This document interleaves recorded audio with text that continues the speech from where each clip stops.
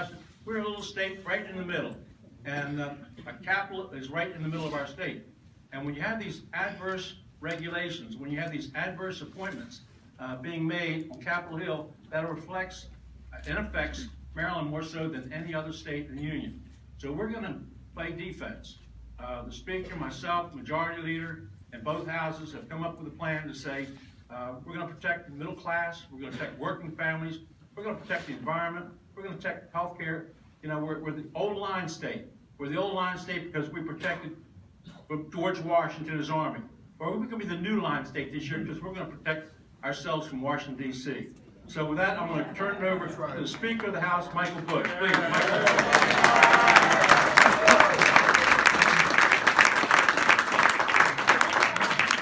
Good morning. You know, it's been 11 days since the new President Donald Trump took office, and since that time, it's been an assault on civil rights and equal rights throughout this country, particularly in the state of Maryland. The state of Maryland reacted. You had a record number of women in Marshville, Washington. 25% of those women were from the state of Maryland because of the actions the Trump administration were taking. It's put a ban basically on people of color, whether you're Hispanic, whether you're Islamic, whether you are Muslim, whether you are African American. He has created hurdles through immigration, through education, everything that we value here in the state of Maryland. And the country and the state is going to stand up to Donald Trump. I promise you that. And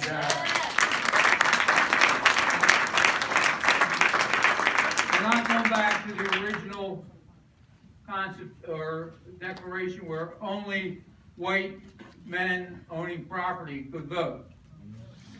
You know, we are a state that prides itself on its diversity. We're going to continue to do that. We're going to have people talk about issues that are in front of us, but we want to make sure that we follow that line. We're hoping tomorrow that we hear some message from Governor Hogan in the state, what his plan to do on things like immigration, civil rights, women's rights, how he plans to protect Maryland from the assault from Washington, D.C. and Donald Trump. Thank you very much.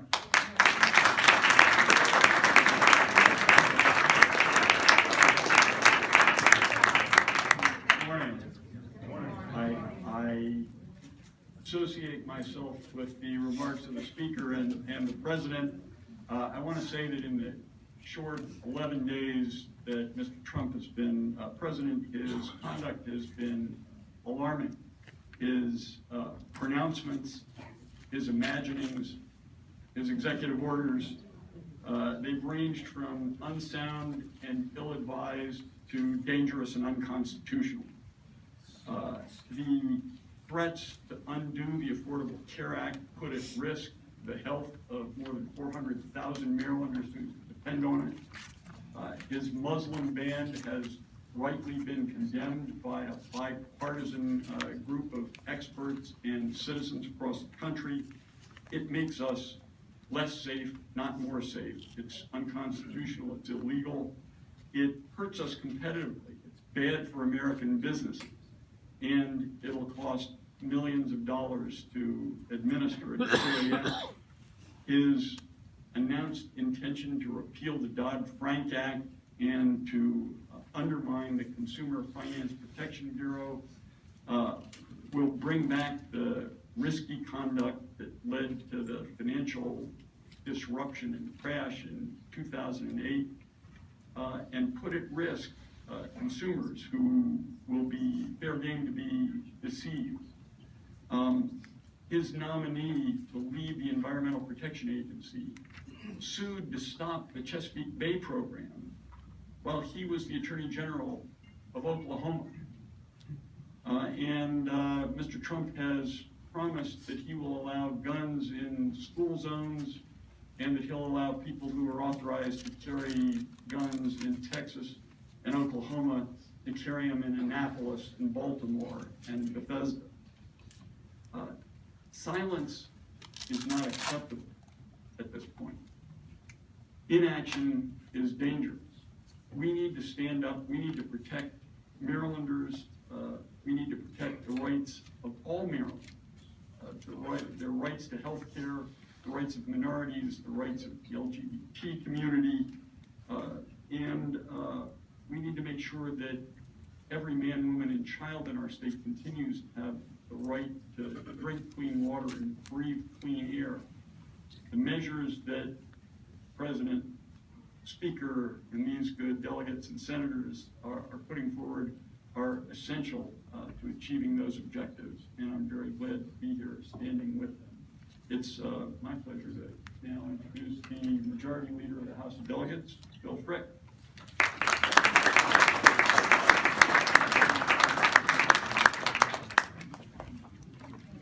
Thank you very much, Mr. Attorney General.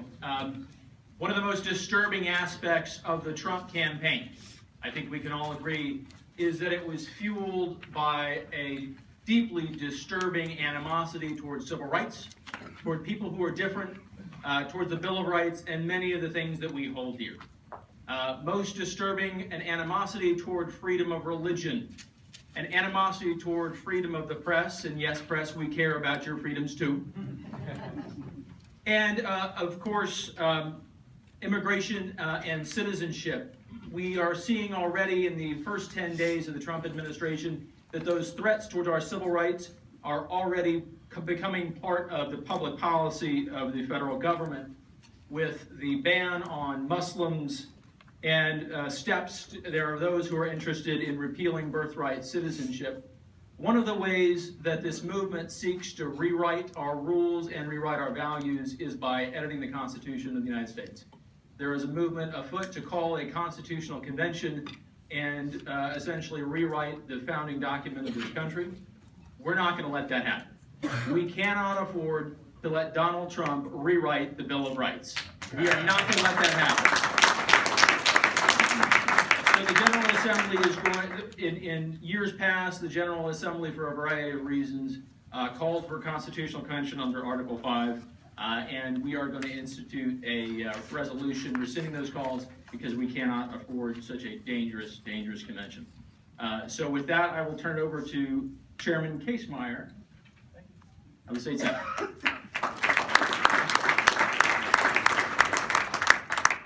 Good afternoon. You know, every day I get calls from people in Howard and Baltimore counties who are worried about their economic security and their civil liberties. Because people are scared. They're worried about, where am I going to get my health care? Can I keep going to school where I'm going now? They're worried. And it's not only those issues that are concerning, but people forget about the potential implications to the budget of the state of Maryland. As many of you know, and we've talked about it already, if the Medicare waiver were taken away, that would cost our state budget over $2 billion. If the expansion that we allowed to give more people health care, the government stopped paying the percentage they pay, would cost us over $1 million. Did I say million? I meant $1 billion. I wanted to, as Malone said, I want to make sure you're listening. Anyway, so these are two of the reasons to protect our citizens and our state budget that I'm sponsoring this bill to give our Attorney General the ability to fight back to help Maryland. Now I'd like to introduce Delegate Kenya Milman.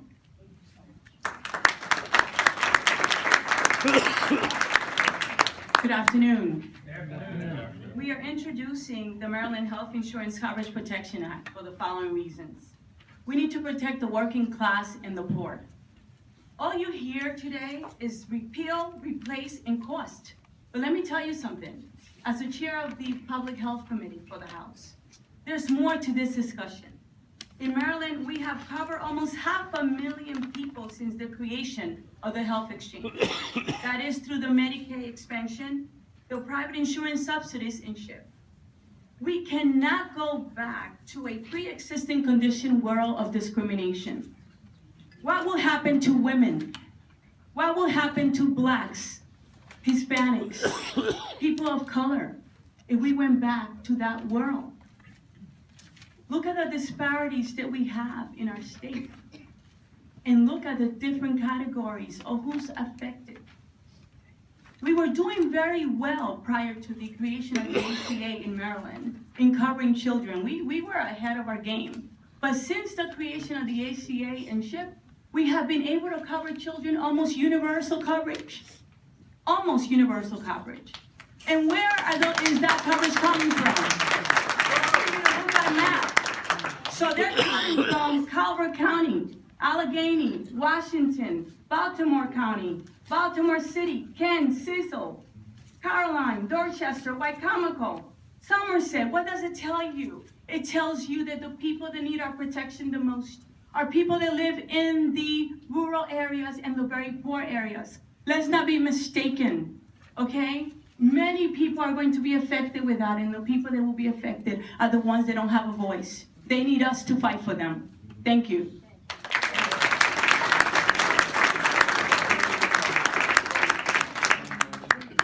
Delegate Moon.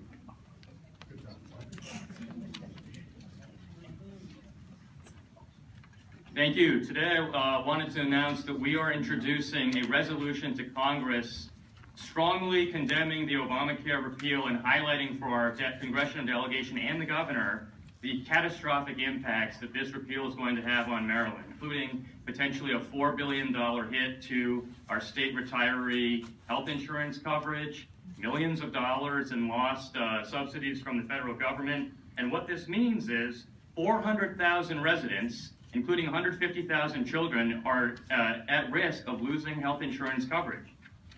The GOP in Maryland has been looking for what they call a war on rural Maryland, but I can think of nothing more clear of a war on rural Maryland than taking away health coverage from Western Maryland, the shore, and the rest of the state. In fact, the highest density of Obamacare enrollees are in Western Maryland, the Eastern Shore, and Baltimore City.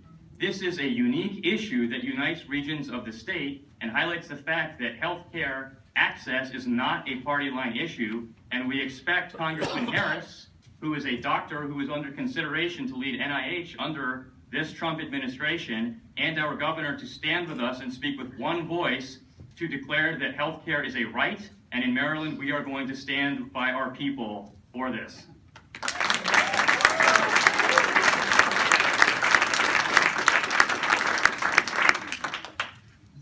Good afternoon. I think my colleagues have done an excellent job, and I'm here also to talk about the Affordable Care Act. And it's in addition to what Delegate Moon said. We do have a resolution asking them not to repeal it.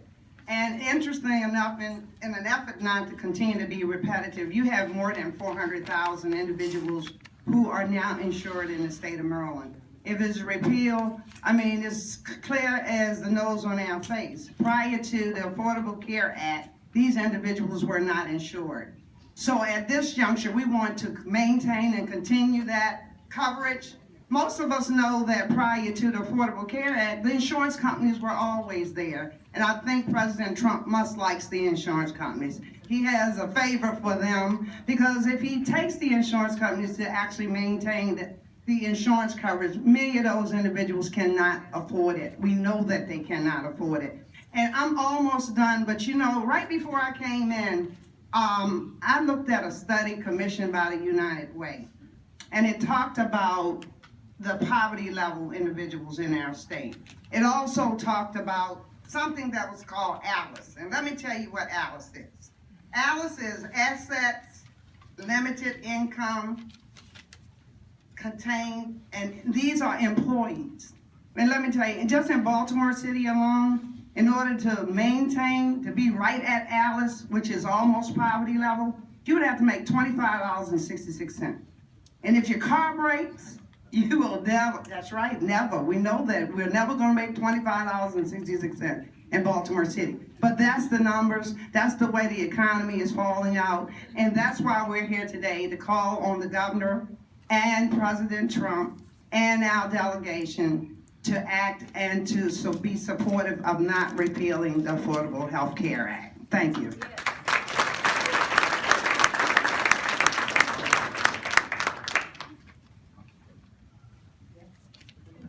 Good afternoon. My name is Nyla Governley, and I'm a representative for small businesses in the state of Maryland. My husband and I have a business in Laurel, Maryland, Prince George's County. And we greatly benefited from the Affordable Care Act. But before I give you my story, I want to just say a few seconds of thank you. Thank you to Mr. Bush, Speaker. Mr. President, Mr. Miller, thank you so much, and Mr. Attorney General Frosch, and other members of the Maryland General Assembly. Thank you for all you're doing for us. Also, I want to thank the Healthcare for All Coalition, Mr. Vinny DeMarco here in the audience. Thank you for your relentless work here in the state. Thank you so much. I'm really saddened and shocked to be here again. We were here giving our story some years ago, and now we're back here trying to save what has helped us so much. In 2011, my husband found me on the floor of our home. I didn't know it, but I was dying from an infection. I was foaming at the mouth, I was throwing up. He called 911. They took me to one of the area's best hospitals, and I had emergency surgery. And if it wasn't for the Affordable Care Act, Obamacare, that sounds better. If it wasn't for Obamacare, I'm not really sure that I would be here to share my story with you. I almost died. The doctor told me, if you have come here 10 minutes later, you would not be here. Without hesitation, I got care. Without hesitation from medical professionals. Without hesitation, my husband got me care without having to think about, are we going to be able to afford this? My medications were covered. The surgery was covered. Praise God, my life was spared. My husband always says that I owe him big time, because he's the one that found me. But I also owe big time to President Obama and what he was able to put together for us. The illegitimacy of this presidency saddens me, shocks me. I'm saddened. It's unacceptable. It's unwarranted. The turmoil that is causing for people like us, it is unnecessary. We should be covering 20 million more people, not trying to take it away. Let's continue with the love of people. The last administration loved people. Let's continue that love of people. Let's work together to make it better, not to repeal it. Let's work together to get an additional, like I said, 20 million more covered. Let's work together to make this country healthier than it's ever been before.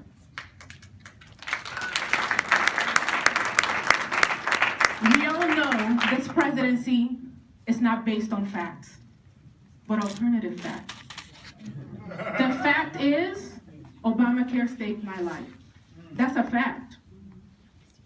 There's no denying that. Why take it away? And not try to take it away and not have a plan behind it. So reckless, just reckless behavior. Let's work together and continue our love for people. Thank you.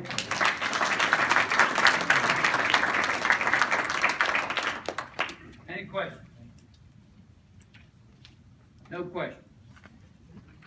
Mr. Speaker. Okay, Question. yes. Can you stand up and identify yourself? Pat Warren, WJZ. What specifically can be done to stop this repeal, in your view? Look, I think that when people in the United States of America see what's taking place, and the Congress of the United States, be they Republican or Democrat, are going to start rejecting the initiatives that have been put forth by the Trump administration. I don't think there's anyone on either side of the aisle agree with what was done with immigration this weekend. They see around the airports in all their states, people protesting. They see people that are being judged because of their religious beliefs being held as basically un-American. You know, Ronald Reagan ripped down the wall in Berlin. Donald Trump is putting up a wall in Texas, New Mexico, from the Mexicans. It is all geared, in my estimation, to people of color, to take rights away from women. They are the things that Donald Trump's administration reflect, and I think the appointments that you see him making to his cabinet reflect that as well. How about that?